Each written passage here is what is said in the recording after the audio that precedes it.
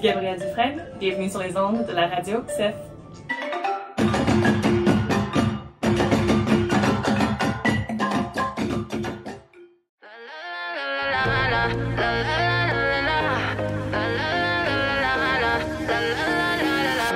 Rencontre avec.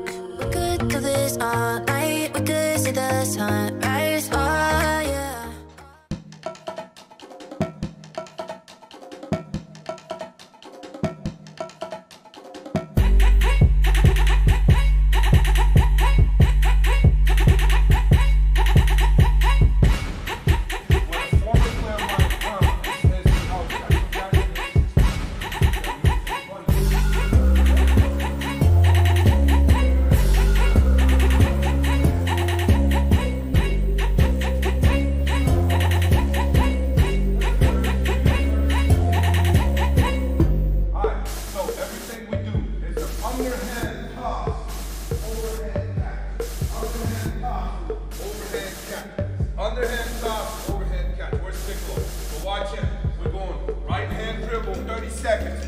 And non-stop, I want that left hand. Toss it and catch it. Watch him. Non-stop.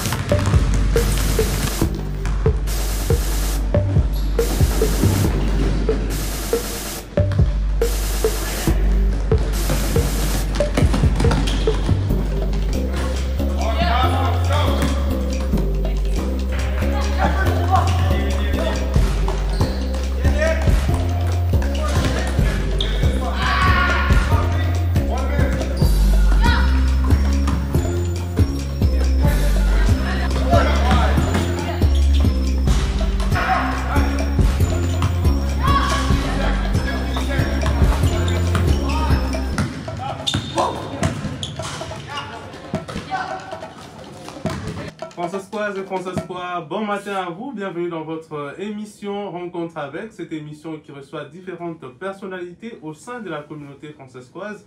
Et ces différentes personnalités viennent régulièrement vous parler de leur parcours, de ce qu'ils font comme activité ici au sein de la communauté. À la présentation, c'est moi, Vernon Niembo. Alors, nous sommes ici justement dans cette émission spéciale Rencontre avec, et cette fois-ci, nous sommes à la rencontre du coach Khalid Loda. Alors, je m'en vais d'abord vous dire bonjour. Bonjour, coach Khalid Loda. Bonjour, Vernon. C'est un plaisir de vous recevoir dans notre beau studio de la radio du CEF. Merci de m'avoir. Alors, dites-nous un peu cette nouvelle année, comment elle s'annonce. Elle commence bien? Ouais, ça va, tranquille. Comme au début de chaque année, il y a des changements, il y a des choses qui arrivent et puis nous sommes prêts comme tous les ans. Qui est coach Khalid Loda, qui est aussi le responsable de basketball training, Elite Basketball Training. Bon, je suis né au Maroc, j'ai 43 ans, je suis père de famille, je suis marié, je suis un entraîneur de basket, je travaille aussi pour le gouvernement de la Saskatchewan. Ça fait depuis 2008 que je suis dans la Saskatchewan. Ma femme et moi, on est venus, on s'est établis ici. C'est notre maison maintenant ici, c'est notre province. Et grosso modo, ça fait une douzaine d'années maintenant que j'entraîne au basket et j'entraîne les jeunes. Donc c'est ce qui rend, on va dire, la vie un peu plus saine ici. Il fait extrêmement froid, il n'y a pas beaucoup de choses à faire. Donc il faut avoir des hobbies. Et puis ça, c'est ma passion, c'est d'entraîner les jeunes et de leur apprendre, on va dire, un peu les défis de la vie à travers le basket. Alors parle-nous un peu de votre parcours dans le domaine du basketball. Il faut remonter un peu plus en arrière, pardon. C'est 1988, l'édition Afrobasket arrive en Angola, à Luanda. Et moi, j'ai vécu une dizaine d'années en Angola. Et donc, on va dire, mon pays adoptif.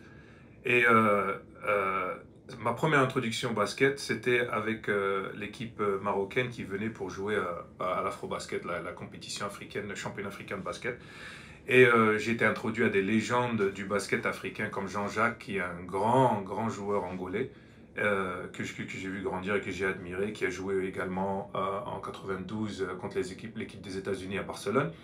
Bref, c'était mon introduction au basket. Et depuis, on va dire que j'ai été passionné par ce jeu. Et petit à petit, une fois qu'on est retourné au Maroc, j'ai eu un entraîneur qui est toujours vivant, qui a 88 ans maintenant, qui s'appelle Laurent. Et c'est lui qui m'a développé mes 3 dernières années du lycée au Maroc. Et ensuite, j'avais un choix à la fin de mon bac, soit aller au Paris Saint-Germain pour faire sport-études, soit aller aux États-Unis. Et pour moi, depuis que je suis jeune, c'était les États-Unis. Je voulais aller aux États-Unis. C'était le pays idéal pour le basket et tout ça. Et puis, j'ai quitté le Maroc en 98. Et je suis arrivé aux États-Unis. Parlais pas trop bien l'anglais. Et j'avais pas beaucoup de choix. C'est-à-dire, il n'y avait pas beaucoup de... À l'époque, il n'y avait pas les réseaux sociaux. On ne pouvait pas... une adresse email, c'était quelque chose qu'on ne connaissait pas trop bien. Et puis j'ai commencé petit à petit à faire mes contacts avec les universités autour de la région de Washington DC. Donc c'était University of Maryland, Georgetown, George Mason, George Washington. Je suis parti à toutes ces universités, j'ai fait des essais. Et puis petit à petit, j'ai rencontré des gens qui ont vu du potentiel et qui m'ont aidé petit à petit. Et puis fin 98, début 99, donc j'ai eu ma bourse pour aller à l'université. Et donc de là, j'ai fait 4 écoles, 4 universités. Wow. Et c'est vraiment très brillant. Ouais, bon, on va dire brillant, c'est grâce au basket. Donc j'ai pu transférer dans différentes universités et j'ai fini ma carrière universitaire de basket à Minot State dans le Dakota du Nord. Donc à environ 5 heures de route d'ici. Puis après, petit à petit, j'ai commencé à jouer un peu professionnellement. Donc j'ai joué dans les ligues mineures américaines. Ensuite, je suis rentré au Maroc. J'ai joué pour l'équipe du Maroc pendant quelques mois. On va dire que ça n'a pas trop bien marché. Et ensuite, j'ai eu un contrat, mais j'étais arrivé à l'âge de 27 ans, on va dire, je devais prendre une décision. Qu'est-ce qui était plus, on va dire, rentable pour ma carrière? C'est soit j'arrête, ou bien il faut que je trouve autre chose à faire. Et puis j'ai décidé d'arrêter. Et puis j'ai pris ma retraite professionnelle à 27 ans. Voilà. C'est un parcours élogieux et je profite de l'occasion pour vous féliciter. Merci. Merci. Et donc, on sent que la communauté francescoise, c'est aussi des grands sportifs comme vous, c'est des grands intellectuels. Il y a toute une diversité. Alors aujourd'hui, vous êtes propriétaire de Elite Basketball Training. Est-ce que vous pouvez un peu nous parler de Elite Basketball Training? Bien sûr.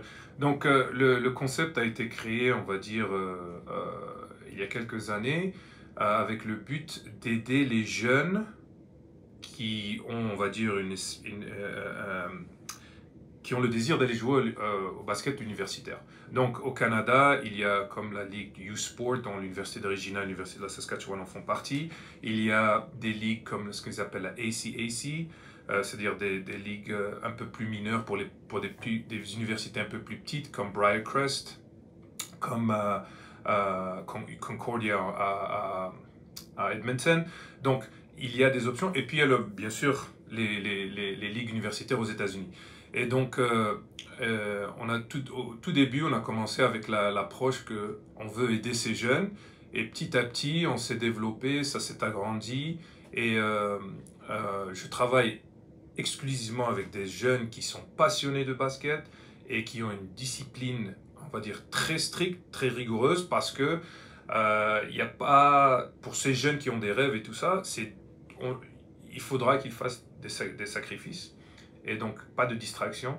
Et donc, c'est ça, nos critères de sélection, c'est chaque personne qui veut nous joindre ou joindre notre famille doit d'abord faire un essai avec nous. Et c'est très difficile, c'est très intimidant parce que là, ils sont totalement exposés.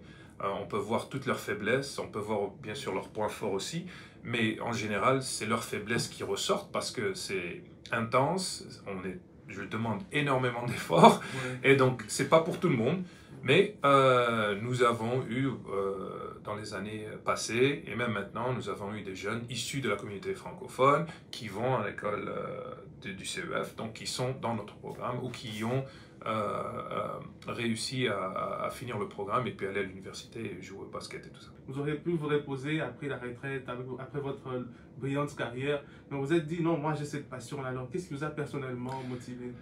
Alors c'est d'abord le fait que en tant qu'immigrant, et quand j'ai joué aux États-Unis et j'ai une culture, on va dire, très américaine. Et étant jeune, comme j'ai dit, j'ai voyagé un peu partout dans le monde. Donc en Angola, j'ai 43 ans, j'ai vécu au Maroc que 13 ans de ma vie entière. Donc j'ai grandi un peu partout. Et les États-Unis, en tant que jeune adulte, m'ont vraiment formé, m'ont vraiment appris certaines choses que j'utilise dans ma vie de tous les jours. Et donc, en tant qu'immigrant, en venant ici, j'ai vu qu'il y avait beaucoup de jeunes issus de l'immigration, francophones ou pas, qui essayaient de s'intégrer dans la société canadienne, qui avaient, on va dire, qui essayaient de rechercher une espèce, ils voulaient appartenir à quelque chose. Donc, nos critères de sélection, comme je l'ai dit, c'est chaque personne qui vient et qui fait un essai avec nous, ce qu'on demande, c'est qu'il travaille très dur. Et c'est ce que nous avons remarqué avec n'importe quel sport, ce sont des outils d'intégration sociale pour les jeunes. Il y a un sens d'appartenance, il y a le fait qu'on travaille tous ensemble vers un but commun. Et ça a été la passion derrière créer Elite Basketball. Et on a vu que ça a fait... Bon, il y a eu de très bons résultats, point de vue psychologique, point de vue sportif, et il y a des bénéfices. Et beaucoup de ces jeunes, quand tout est fini, qu'ils jouent au basket ou pas après pour l'université, c'est qu'il y a une connexion, une relation qui est créée entre moi et eux. Et c'est de pouvoir les suivre dans leur vie de tous les jours et voir qu'est-ce qu'ils sont devenus. Parce que nous, bien que nous soyons en programme de basket, d'entraînement, le focus n'est pas seulement sur le basket. C'est sur d'autres choses, d'autres approches encore plus importantes que les jeunes peuvent utiliser dans leur vie de tous les jours, pour essayer de faire face aux défis, que ce soit le défi d'intégration, que ce soit les problèmes sociaux, que ce soit être devant prendre une décision quand il y a, on va dire, des pressions sociales envers ces jeunes. Donc voilà, donc on leur donne les outils à travers le basket, et ça a été la raison principale derrière la création de ce programme.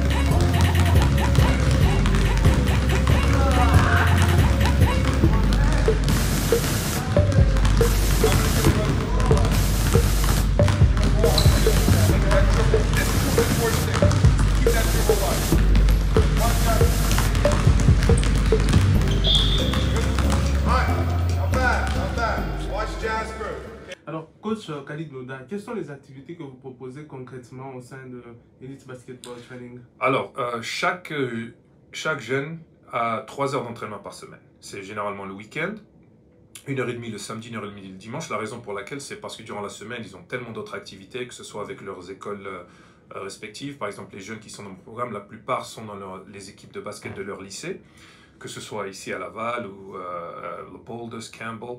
Ils sont très occupés durant la semaine. Donc nous, ce qu'on fait, c'est on garde le week-end pour nous. Et là, donc il y a bien sûr l'aspect développement des qualités physiques, des atouts intellectuels aussi, comment jouer au basket de façon, on va dire, la meilleure façon. Il y a bien sûr le conditionnement physique. Et nous avons aussi une approche holistique, donc c'est-à-dire les jeunes signent un contrat qui disent que le contrat stipule que les jeunes doivent avoir de bonnes notes. Ils ne peuvent pas, disons, manquer de respect à leurs parents, aux autres. Donc il y a ce contrat qui est signé entre moi et les jeunes. Et puis nous les accompagnons dans leur vie de tous les jours.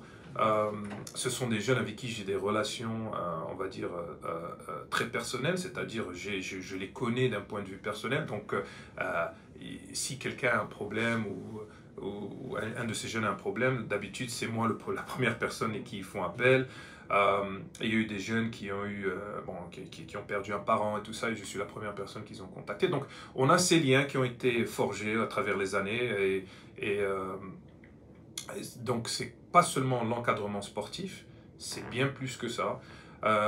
Et nous essayons de notre mieux d'aider ces jeunes à s'adapter à la vie de tous les jours et à faire face aux défis quotidiens, que ce soit les pressions sociétales, que ce soit des problèmes à la maison et tout ça.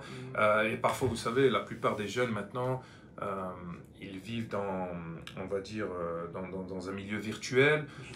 Et puis ça, je vois que ça cause parfois des conflits, que ce soit avec leurs parents, que ce soit même au sein de notre programme. C'est-à-dire, il faut toujours les ramener à terre. Et donc, c'est ça le but. Il y a un peu de tout, c'est une approche holistique. Et nous faisons de notre mieux pour aider ces jeunes à faire face à leurs défis.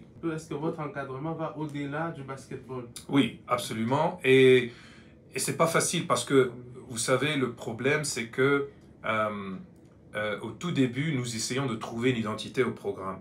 C'est-à-dire, qu'est-ce que nous voulons faire et qu'est-ce que nous voulons offrir aux parents et aux jeunes qui est différent des autres programmes. Et donc, ça a été l'approche et ça a fait des changements positifs au sein de certaines familles, au sein de certains jeunes hommes. Et donc, c'est cette passion de vouloir aider au-delà de l'aspect sportif et de les développer, on va dire, spirituellement, psychologiquement, intellectuellement aussi, bien sûr, et que ça les aide dans leur vie de tous les jours. Donc, pour nous, ça a été, on va dire, le facteur X qui nous sépare du reste. Et c'est pour ça que les critères de sélection pour rentrer sont très difficiles, parce que la jeune personne, la personne qui vient s'entraîner avec nous a besoin d'avoir un esprit ouvert. Ouvert à la critique, ouvert aux échanges d'idées, ouvert à différentes approches. C'est-à-dire, il n'y a pas qu'une seule manière de régler un problème, il y a différentes manières, mais aussi d'être extrêmement patient. Pourquoi? Parce que le développement, que ce soit sportif, athlétique ou intellectuel, ça va prendre des années. Et donc, il faut que les familles soient convaincues que c'est un investissement qui doit être fait long terme et non pas quelques mois. Et puis, bien sûr, il y aura des résultats en quelques mois, Dieu merci. Mais c'est le long terme j'ai des jeunes qui sont avec moi depuis 10-12 ans. Donc, et ceux qui sont sortis de mon programme et qui jouent à l'université ou qui sont maintenant des jeunes professionnels, je continue à avoir une relation avec eux. Et là, récemment, je vais vous donner un exemple. Cet été, un de mes premiers joueurs que j'ai développé, qui avait à l'âge de 16 ans, qui a maintenant 28 ans, j'étais à son mariage. Donc, ça, c'est très bien. Voilà, donc c'est ça un peu ce que nous essayons d'offrir.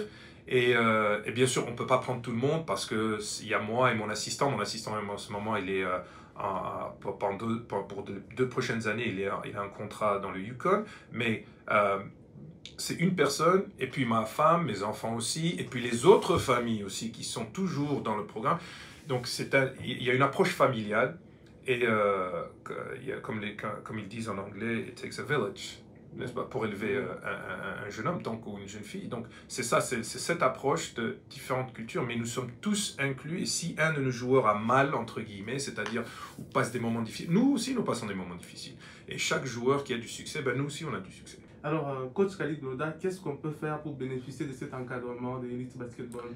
Alors, la première chose, c'est essayer d'avoir un peu l'esprit ouvert et aussi à la critique. Donc, j'ai une manière qui, on va dire, de nos jours, d'un point de vue pédagogique, peut faire très peur parce que c'est comme ils disent en anglais, in your face, c'est-à-dire il n'y a pas d'excuses, tout le monde a des moments difficiles, tout le monde, bien sûr, il faut convaincre ces jeunes que chaque moment difficile, il y a une leçon à apprendre. Est-ce que c'est évident? Absolument non. Parce que moi aussi j'ai des enfants, j'ai un enfant de 12 ans et une fille de 7 ans, et eux aussi, quand ils passent par des moments difficiles, c'est essayer de les convaincre de façon rationnelle. Bien sûr, c'est pas évident, parce que je suis pas un psychologue ni rien, et essayer de les convaincre que il faut être patient et il faut avoir l'esprit ouvert. Et il faut aussi apprendre à apprécier la critique de soi par un coach, mais aussi par ses coéquipiers. Et donc, nous essayons de leur faire comprendre, ces jeunes, si vous n'avez pas l'esprit ouvert, c'est très difficile d'apprendre quelque chose. Que ce soit une langue, que ce soit un nouveau sport, quoi. Donc, je pense que la première chose à avoir, c'est avoir cet esprit critique, cet esprit ouvert, pardon, et pour pouvoir apprendre. Deuxièmement, il faut être en bonne condition physique. Ça, c'est quelque chose qui est indispensable. Si les jeunes ne sont pas, on va dire, physiquement en bonne forme, ils vont souffrir parce que c'est extrêmement difficile. Et la plupart des jeunes que j'ai eus, bon, qui n'ont pas fait d'essai, mais on va dire dans des programmes que j'ai fait comme des mini-camps de basket, dès qu'il y a un moment difficile, ils abandonnent.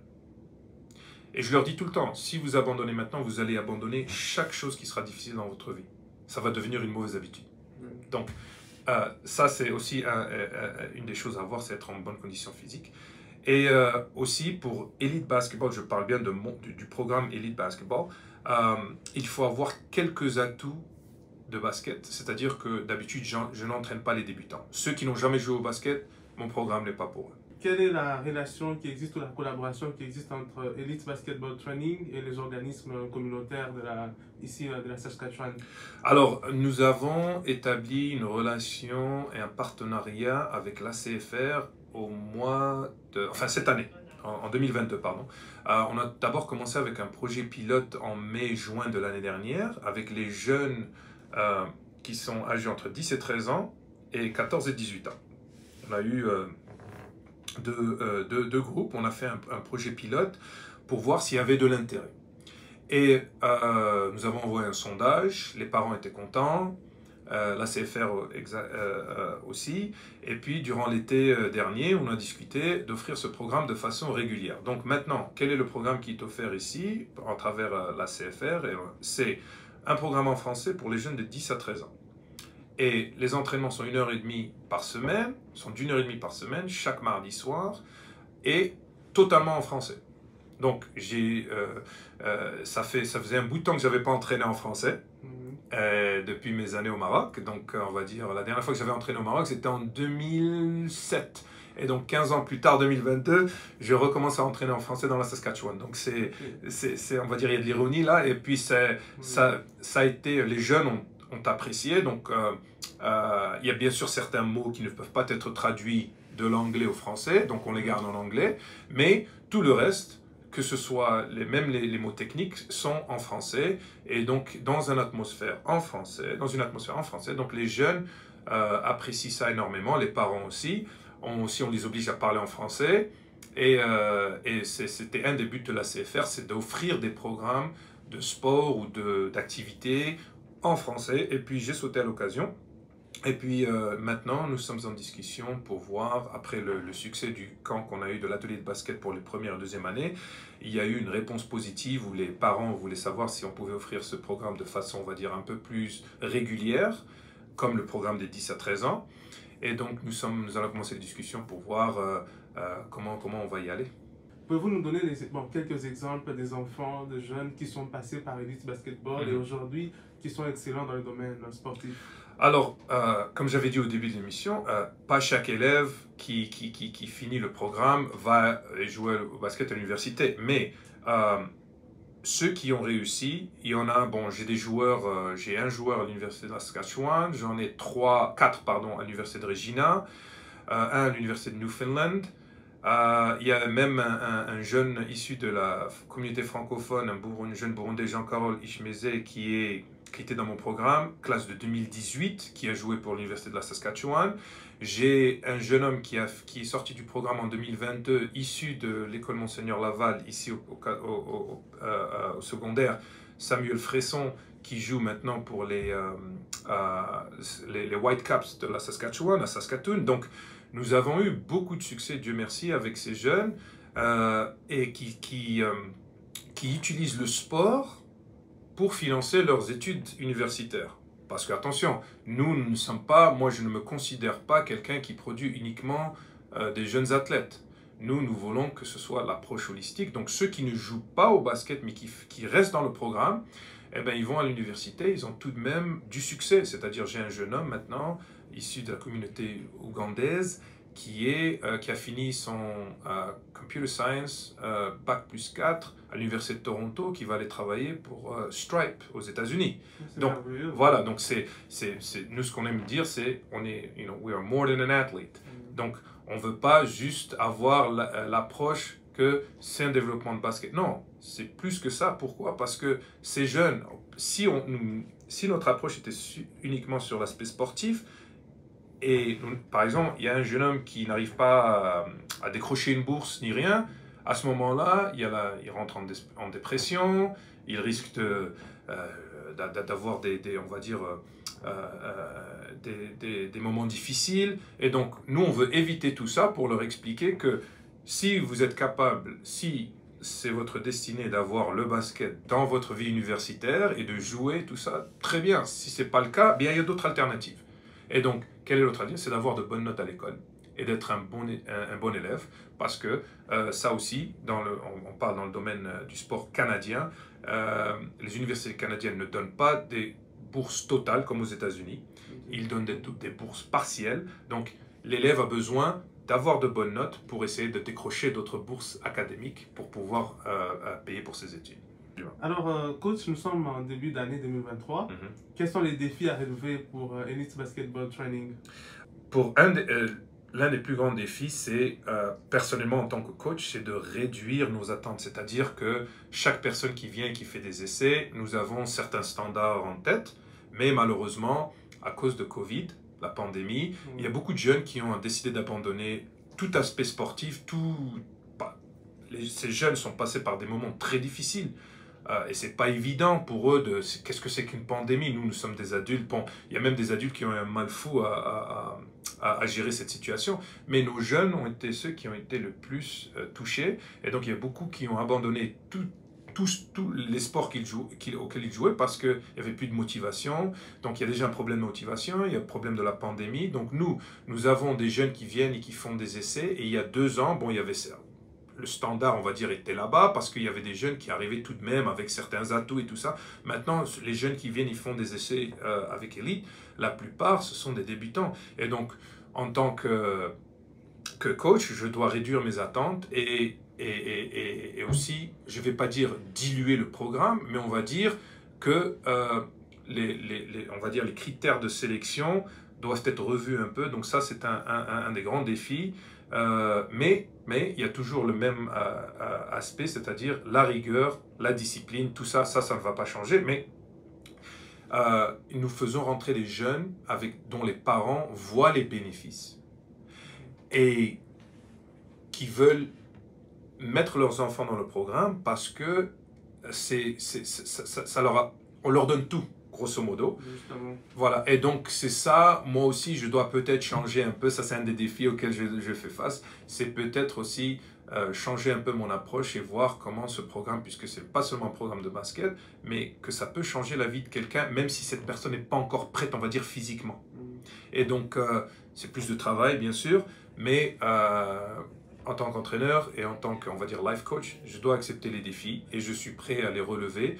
Et nous, tout ce que nous demandons aux jeunes et aux familles, c'est de continuer à travailler et puis de ne pas abandonner. Il y a aussi le problème, j'en ai touché un peu tout à l'heure, c'est le problème des réseaux sociaux. Beaucoup de ces jeunes, quand ils voient un jeune sportif ou quelqu'un de leur entourage qui met une photo ou une vidéo et puis pouf, ils pensent que ça y est, un mot magique et je vais devenir une superstar. Voilà. Non, il y a beaucoup de travail qui est derrière. Et donc, il faut que nous ramenons ces jeunes à la réalité. Je leur dis carrément sans arrêt, c'est pas tout le monde qui va aller jouer au basket à l'université. Et c'est pas tout le monde qui va jouer au basket au lycée. Êtes-vous prêt que quand vous faites face à un défi et vous perdez, est-ce que vous êtes prêt à continuer à vous battre? C'est ça la question. Et puis la réponse, elle est tout le temps, ouais, coach, mais. Je dis, il n'y a pas de mais. Nous allons tous faire face à des échecs. La question, c'est, après cet échec, est-ce que nous sommes capables de rebondir? Et c'est ça le message. Et donc les jeunes, ils comprennent Et nous espérons qu'ils peuvent utiliser ça dans leur vie de tous les jours. Mais là, ça, c'est des jeunes qui ont été avec moi, bien sûr, avec moi depuis plusieurs années. Mais les jeunes familles, les jeunes joueurs qui viennent, il y a toujours cette période de transition. Nous leur expliquons sans arrêt. Vous allez faire des erreurs, vous allez échouer, mais il faut continuer à se battre. Alors, coach Khalid Loda, merci beaucoup d'avoir participé à notre émission Rencontre avec. C'était pour nous un plaisir de vous recevoir et nous espérons que prochainement, on aura encore l'opportunité d'échanger avec vous. Merci Vernon, ça a été un plaisir et j'apprécie énormément de m'avoir donné l'opportunité de parler d'Elite Basketball et de tout le travail qu'on fait ici. Merci beaucoup.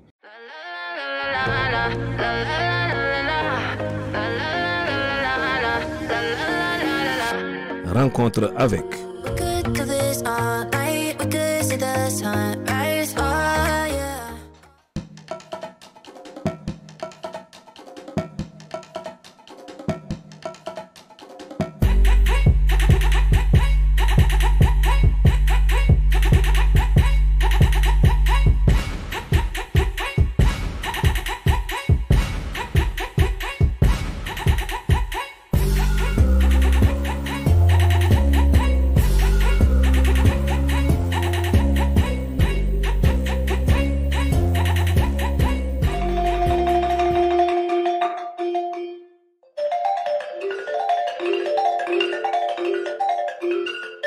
Ici Gabrielle Dufresne, bienvenue sur les ondes de la radio CEF.